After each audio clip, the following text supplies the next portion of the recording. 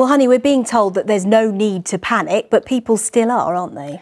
Yes, and of course that's absolutely natural and normal to feel anxious. This is a big story, it's all over the international news.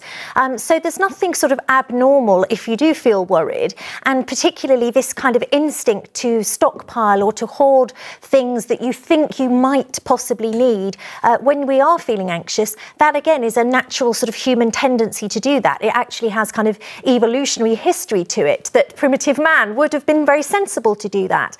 But one of the problems is that actually if you do engage in that behaviour, it can also feed your anxiety. And there are actually some other things that you can do that are far better to sort of shore you up or to get you ready from a psychological perspective. So one of the things that I would say, if you're going to stockpile anything at all, actually gather your friends and your family and your neighbours together and shore that up, that your social network. So I would say nominate an isolation buddy or a network and say, look, if one of us gets sick, would you please go to the grocery store, get some groceries and drop them at my door? And what we know psychologically is that if you believe that you have a social network in position, some people who are going to help you, that actually boosts your immune system, and it also leads to better medical outcomes if you do fall ill. We know that. So these are things that really work, and I would say that that is a much better thing to be gathering around you. Rather than stuff, make sure you've got people that you can call. One of the dangers actually with this hand sanitizer thing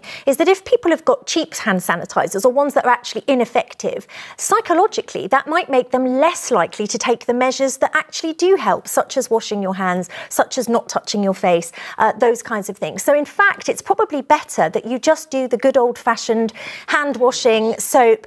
It's also reassuring to teach your family, young children, you could sing a little song while you do it so that you're not being too anxious about it as a family. What happens is, of course, we get what's called the bandwagon effect. So we see one person doing things, or we see the pictures of the empty shelves or the sign on the door that says, we're out of hand sanitizer. And what that does is it makes us go, well, if other people are doing this, this must be what I should be doing as well. But unfortunately, that's not always the case. And the better thing to be doing is actually to leave the products on the shelves for those people who need them, and instead just put in place a strategy for if you get ill. That will still give you the benefit of feeling that you are in control of this, that you can do something to help yourself and your family, and it actually does improve your immunity and your medical outcomes as well. So I'd say that is the strategy to go with.